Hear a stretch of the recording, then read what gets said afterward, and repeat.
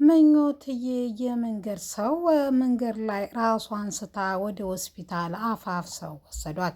ምንም እንኳ ቢጠብቃትም ጓደኛዋ ወይም ባለቤቷና እህቱ ሆነው ነገር ግን ምንም ቤኪ ተደጋጋሚ ቢደውልም ምንም ስልኳ ሊነሳለት አልቻለም። ከዶክተር ተደውሎ ሚስቱ ሆስፒታል እንደገባችና እንዲሁም በፍጥነት እንዲመጡ ዙፋኔና ቤኪ ይደረጋሉ። እነሱም ምን ሆናብኝ ነው ሲሉም ዶክተርም ተረጋጎ በስለት ወቅታ ነው በማለት ይነገራሉ። ዛሬ ምኞቴ በዚህ አጋጣሚ ቢላው እንደወጋት መተንፈስ ስላቃታት የልቧን ሰርጀሪም ተሰርታ በሰላም አጠናቃለች። ልቧን በሰላም ታጠናቀቀች በኋላ ከ2 ወር በኋላም የ3 ሳምንት እርጉዝ መሆኗ ተነግሯታል።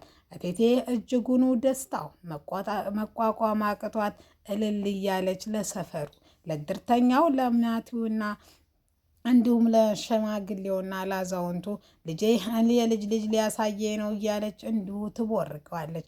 አሰላሙ አለይኩም ወራህመቱላሂ ወበረካቱ። ውድና የተከበራችሁ የቻናላችን ቤተሰቦች እንዴት አደራችሁ? እንዴት ዋላችሁ? ሁላችሁንም እንደ ሰዓት አቆጣጠራችሁ ሰላም ሰላም ብያለሁ። ዛሬ ይዤላችሁ የመጣሁት ኪሩ ድራማን ክፍል 46 ነው። እነሆ እንድትከታተሉ ጋበዝኳችሁ። ወዳችሁ ፈቅዳችሁ ስለምትከታተሉኝም ከልብ አመሰግናለሁ። ዛሬ በጣም የደነገጠውና በረከት እጅጉኑ ካፌ ለ44ኛ ጊዜ ሲደውል ነገር ግን ስልኳ የሚነሳ ጉድ አልነበረም። ለዶክተር ተደውሎ ናቶሎ ዶክተር ደውሎ ለበኪ ሚስቱ ሆስፒታል እንደሆነች ይናገራል። ቶሎም እየሮጡ ሁለቱ ወይም እህትና ወንድም ወደ ሆስፒታል ይገኛሉ። ወዳውም እንደተገኙ ምን እንደተፈጠረና ምን እየተካሄደ እንደሆነም ይጠየቃሉ። እሱም ቆይ ተረጋጉ ምኞቴ ደህና ናት ቢለውም ቤኪ ግን አረ ሚስቴ ምን ሆና ነው እያለ ጩኸቱን ይቀውጠው ጀመር። እሱም ዶክተርም ቤኪ ቆይ ተረጋጋ ትንሽ ስለተማ ነገር ተወግታ ሆስፒታል መንገደኛ ሰው ነው ያመጣት በማለት ይናገራል። በጣም ተናዶና ያ የተረገመ ሱራፌል ነው ይሄን ያደረገው እያለ መደብደቡና እንዲሁም ራሱን ሊስት ያንገዳግደዋል። እሱን እንደምንም ብለው አረጋግተው ታስቀመጡ በኋላ ዙፋኔ እህቱ መድኃኒትና እንዲሁም ውሃ ከሰጠችው በኋላ አሁን ሚስቴን ማግኘት እችላለሁ በማለት ይጮሃል። ነገር ግን እረፍት ታደርግ ቢባልም ካላየኋት በማለት ስለተነዘነዘው ገብቶ እንዲያት ያደርጋል። ወዳውም እንዳያትም ትንሽ ታየሃት በኋላ ትንሽ ደቂቃ ነው እንጂ ብዙ ሰዓት እሷ ጋር መቆየት አችልም ይለዋል። እጇን ይዞ እያወራ እያለ የኔ ፍቅር በጣም ነው የምወድሽ፣ አንቺ ከሌለሽ እዚህ ምድር ላይ ምን ላድርግ ነው የምኖረው? ስለዚህ እባክሽ የኔ ወድ ጥለሽኝ አትሂጂ እያለ መለፍለፉን ይጀምራል። በዙ ቅስፈት ግን ምኞትዬ ከዕለት ዕለት እየደከመች ልቧ መተንፈስ እያቃተው ቀጥ ማለት ይጀምራል። ቤኪ እየጮኸ ዶክተርን ተጣርቶ ወደ ሰርጀሪ ወይም ኦፕራሲዮን ክፍል ትገባለች። እዛ ጊዜ ብርድ ልብሱን አቅፎና እያለቀሰ እውነት ያን ሁሉ መከራ እኔ በእግሬ መራመድ ሳልችል መብላት ሳልችል ያገሽኝ አንቺ ነሽ። እውነት እዚህ ደረጃ አድርሰኸኝ ፈጣሪ እንዳትወስድብኝ አለምኞት ሁሉን ነገር ያሳለፍኩ በምኞቴ ነው። ምኞት ከሌለች እኔ የለሁም፣ እሷም ከሌለች እሷ እኔ የለሁም በማለት ይናገራል። ዙፋኔ ሱራፌልን ማግኘት አለብኝ ብላ አሰሳዋን ጀምራለች። በጥቂቱም ቢሆን ተሳክቶላታል። በርቀት አይታው ብታባረረገውም ነገር ግን እሱ ግን ሊያዝላት አልቻለም። ሱራፌል ከእስር ቤት ካመለጠ 4 ወሩን አስቆጥሯል። ነገር ግን ብርቱካን እስር ቤት ገብታ ብትወልደውም ልጅየው ግን በህይወት ሊቆይላት አልቻለም። ስለዚህ ልጄን የገደሉት እነሱ ናቸው፣ ስለዚህ የእነሱ መሞት አለባቸው በማለት እንዲሁም ምኞት ስለዳነች እጅጉኑ ተናዷል። ተመልሳ ወደ ወንድሟ ጋር ዙፋኔ ስኬድ ብርድ ልብስ እንጂ ምኞቴ አልነበረችም። እያለቀሰች እያለ የት ናት ስትለው ጸልይላት ዙፋኔ ወደ ኦፕራሲዮን ክፍል ገብታለች ይላታል። እሱም እሺ ብላ ወንድሜ ከበፊቱ የበለጠ አሁን ነው ጥንካሬ የሚፈተነው፣ ስለዚህ እባክህ አትጨነቅብኝ ወንድሜ እያለ ወንድሟን ማባበል ትጀምራለች። ትንሽ ከቆዩ በኋላ ምኞቴ በድል አጠናቃ ወደ ቤቷ ትመለሳለች። ቤቷ ትንሽ ቤቱ ስለተሰጠና እንዲሁም ድርጅታቸው ትንሽ ኪሳራ ላይ ቢሆንም ነገር ግን ሰላም ማግኘታቸው እጅጉኑ ሰላም ሰጥቷቸዋል። ነገር ግን በዚህ ቅስፈት ደግሞ ከእስር ቤት ያመለጠውና እንዲሁም ብርቱካን እንዲበቀል የምትገፋፋው ልጁን መሞቱ እጅጉን የቆጨው ሱራፌል ደግሞ አንዳይ ነገር ያደርጋን ብሎ በጣም ተጨንቀዋል።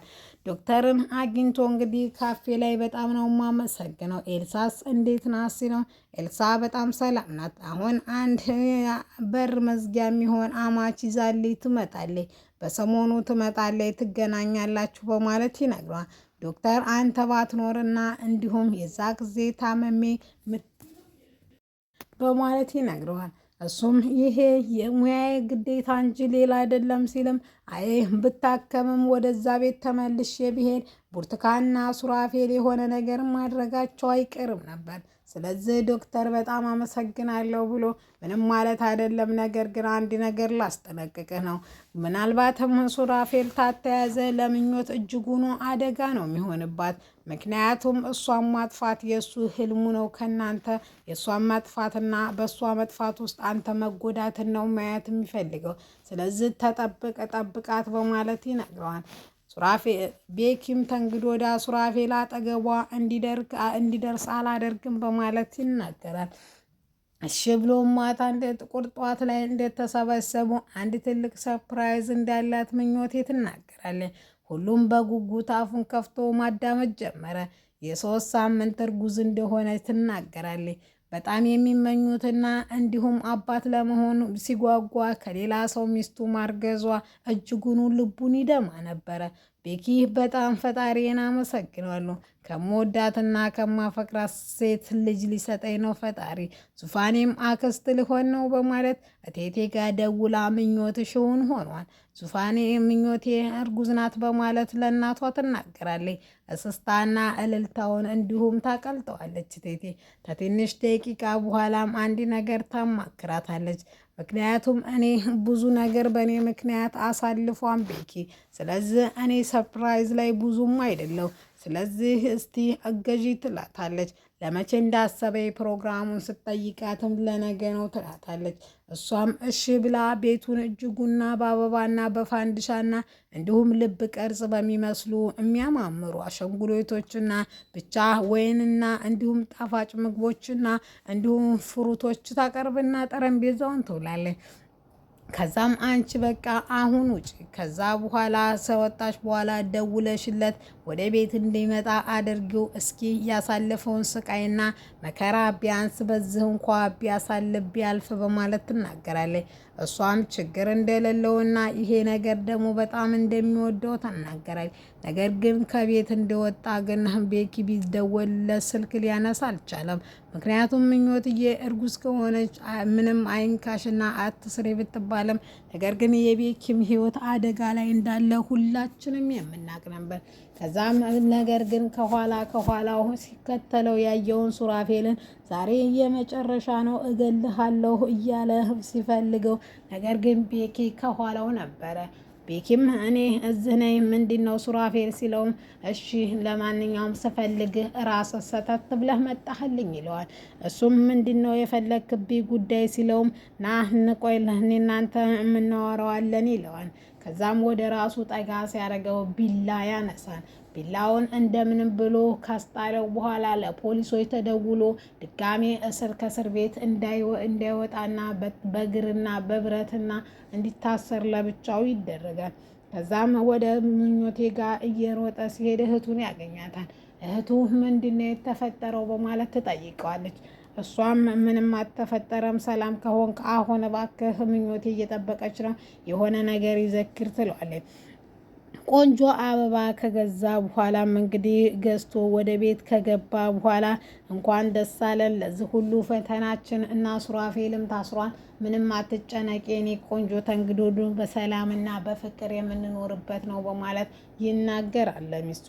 እሷም በጣም ደስ እንዳላትና ያኔ የፍቅር ጥያቄ ስታቀርብልኝ ቤቱን እንደዚህ ውብ አድርገህ ነበር ያሳለፍከው መከራና እንዲሁም ስቃይ ብዙ ቢሆንም በትንሹ ልካስ ብዬ ነው በማለት ትነግረዋለች። ቆንጆ የራት ጊዜ ቢያሳልፉም ነገር ግን ክፍሉ የመጨረሻ ስለሆነ ሀሳብ አስተያየታችሁን አስቀምጡ።